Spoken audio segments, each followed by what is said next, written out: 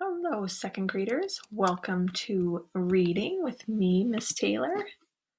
I'm glad you're here. Alrighty, so let's see. Are we ready to read? Do we have our textbooks? Do we have a bookmark or a finger to follow along?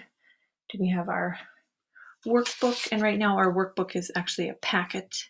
Have our packet to do and a pencil. Some things to remember. We're going to track with our finger to read each word carefully and pay attention to end marks. Our goals are to read with accuracy and expression, understand what's happening in the story, and make connections to characters' feelings, and to also learn some information. So we've been learning, our new story is about the Iditarod sled dog race in Alaska. So we've been learning about sled dogs and sled dog teams. So we know that reading is thinking. There's so many things going on in our brains as we are reading. So just something for us to keep in mind, all these amazing things our brain is doing.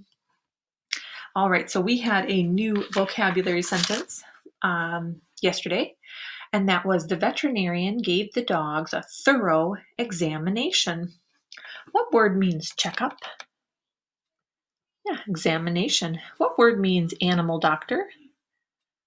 Yep, veterinarian. Nice job. Alrighty, so we have some words for today. We have our 4-word lists.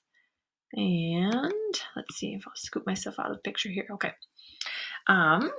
So let's take a look at column 1. Word 1 is include. What word? When you include something, you let it inside something else.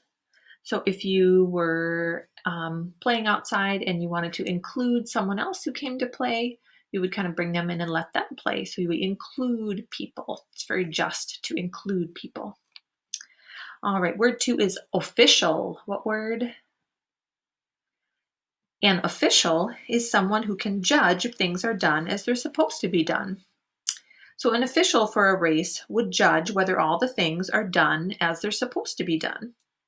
So everybody, what do we call a person who can judge if things are done the way they're supposed to be done?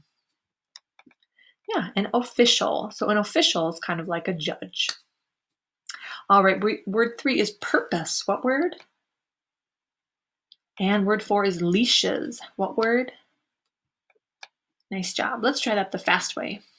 Include, official, purpose, leashes. Nice job. All right, let's go to column 2. And all of these words have endings, so we'll make sure we notice those endings. Word 1 is booties. What word? We're going to learn about booties today. They're like little socks that the puppies wear, the dogs wear. Booties, like little slippers or socks. Word 2 is stiffen. What word? Word 3 is strained. What word? Word 4 is huffed. What word? Nice job. And let's go to column 3. And let's try these the fast way. Only, you know what, students? I was looking at when we go to word number 3, Miss Taylor was thinking it was gee, but I think the mushers actually say G, not gee. So Miss Taylor was wrong about that. I checked. So we'll say G. All right, so let's try the fast way. Gang, reins, G, haw, canvas, Velcro. Nice job. Alrighty, so let's take a look at part B. And we are going to learn some information about booties. And booties are these little socks or little doggy shoes.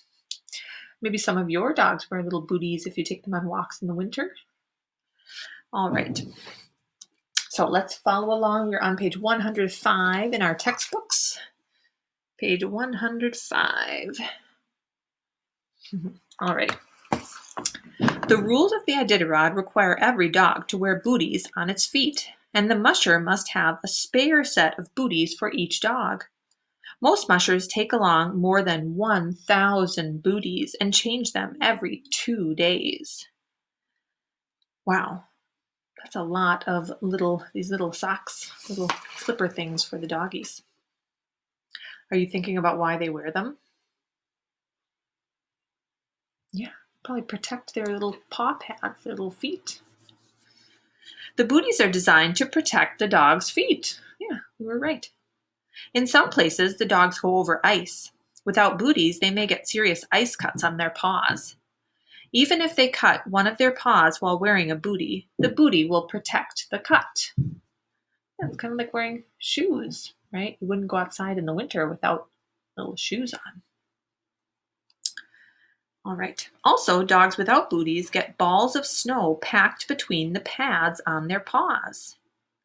You know how dogs have little pads on their paws, and if they don't wear the booties, they get little balls of snow get stuck in between their little pads. It's almost like their little toes. That would not be very comfortable. This is uncomfortable for the dogs. When it happens, a dog would like to stop, sit down, and chew the snow from between the pads. Yeah, when that happens, the dogs just want to kind of chew and get the snow out of their between their paw pads. But there's no time for this kind of stopping during the race. So dogs without booties would suffer. Yeah, they would be uncomfortable. They would also slip around a lot more than dogs with booties. Not all booties are made of the same material. The booties that Chad preferred are made of canvas. These booties have Velcro flaps. So if we look at the picture, we can see that shows the kind of booties that Chad preferred. Everybody, what's that strap made of? Velcro. And what's the rest of the bootie made of?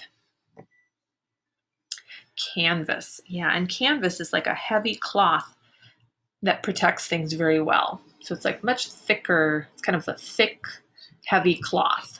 So thicker than like what a lot of your clothing is made out of, something called cotton. Well, canvas is like much thicker and more durable, more strong, tough. Putting booties on the dogs is tricky. If booties are too tight, the dog's blood cannot circulate around the paws, so the dog's ankles swell up. If the booties are too loose, they fall off. Okay, so if the booties are too tight, then the blood can't circulate. It can't get all around the dog's paws, and can kind of cause their ankles to swell, to kind of get bigger. So if you imagine, like if you had something, it almost reminds me of when you have a Band-Aid on, and if the Band-Aid is too tight, like on your finger, and then your finger kind of swells, it kind of gets kind of puffy because the blood can't circulate. It can't like move around if the Band-Aid is too tight. So it's kind of like that with the booties. And then if they're too loose, they can fall off. Before putting on the booties, the musher must sometimes rub a special cream on a dog's pads. The cream keeps the pads soft, so they won't crack. So again, kind of like in the wintertime with our hands, sometimes your hands get really dry in the wintertime, and so you might put some lotion on. So same with the dog's paw pads. They put lotion on so they won't get cracks in them. All right, let's find part C in our textbooks. And part C, getting ready for a run. Ooh. Let's harness up, Chad said. As he hooked up the dogs to their tug lines, Susie began to put booties on the dogs. Susie and Chad didn't put booties on the dogs for ordinary practice runs in open fields.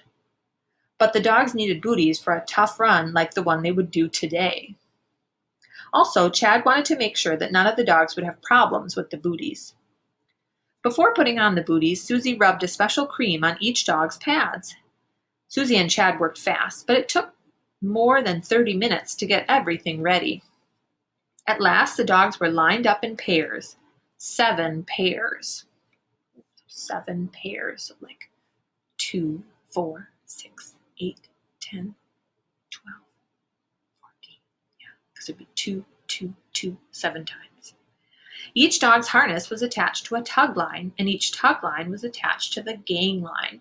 The gang line is the long one that connects all of the dogs, the gang line. And the tug lines are the shorter lines that go off of it.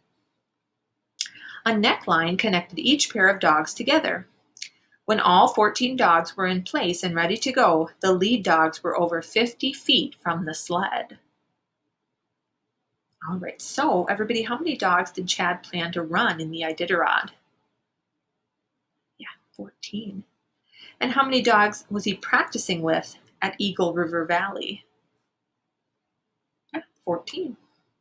Yeah, so he wanted to work with the team that he would use in the race. And what did Susie and Chad do that was different than they had done for other practice runs? Yeah, they put booties on the dogs. And why did they do that this time? Yeah, kind of two reasons.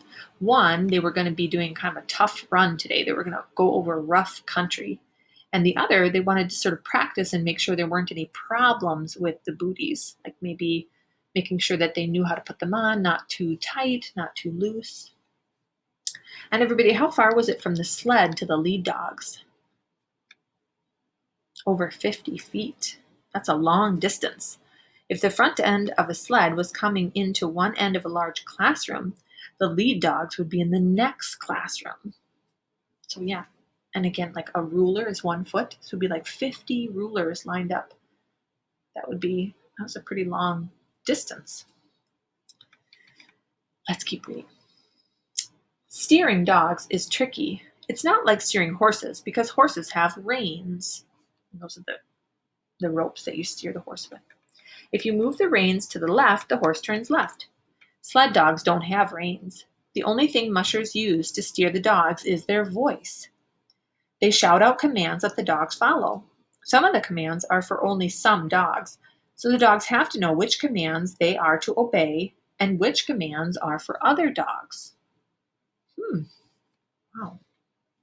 After all the dogs were harnessed, Chad loaded 4 large sacks of dirt on the sled. He said, "This dirt weighs over 300 pounds, so the dogs will be pulling more weight than they'll have to pull during the race. But I want to see what the team can do in tough places." So he put 300 pounds of dirt on the sled just to kind of see how they do. Then he jumped on the back of the sled and shouted out, "Mush, you sled dogs, mush." All right, so we can see in the picture here that Susie is holding some of the dogs, and those are the 2 dogs that are not going to be part of the team. And again, Chad is putting on a whole bunch of extra weight to see how the dogs are going to do in the race. All right, so second graders, I'm going to let you go ahead and finish the story on your own, and then after you finish, oh, and here is the other picture on the other page for when you finish the story. And let's see, this time I'm going to have you finish the story, and then I have a few questions for you.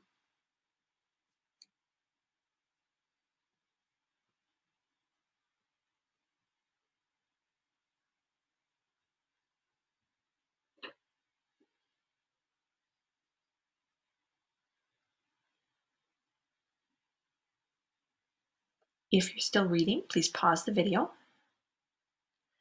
All right, everybody, what command did Chad use to make the sled turn left? Haw, that's right, so left, haw. What command did he use to make the sled turn right? Yeah, come, G. What command did he use to make the sled go, or to make the team go forward? Mush. Nice job. Look at the picture. Why did Chad get the sled stuck like that? Oh, and the picture's on the next page, actually. The picture in your textbook is on page 108. Yeah, why did Chad get them stuck? Yeah, he wanted to give them practice getting unstuck. So that he put them in a kind of a tricky situation so that they could practice getting unstuck. So maybe you can start thinking about, what do you think the team is going to do to get the sled free? And maybe in particular, what kind of dogs are going to be the most helpful?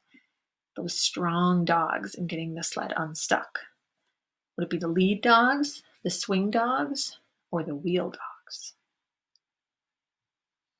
All right, so second graders, what is going to be next? You're going to reread the story one more time on your own. You're going to answer the questions at the end of the story, complete your workbook pages for today, and read for 20 more minutes. So for today, we do have 2 complete sentence answers, and those are numbers 4 and 5. And those are about if the booties are too tight, what could happen? And if the booties are too loose, what could happen? So your complete sentence answers should be, if the booties are too tight, remember, if the booties are too tight, the blood can't circulate. That means the blood can't go around all through the different parts of their little paws and things like that, and their legs, and their ankles could swell. So that's kind of what happens if the booties are too tight. Their blood can't circulate, and then their ankles could swell. And remember what happens if the booties are too loose? So you're going to write, if the booties are too loose, and I'll let you finish. Have a great rest of the day, scholars. I will see you again soon.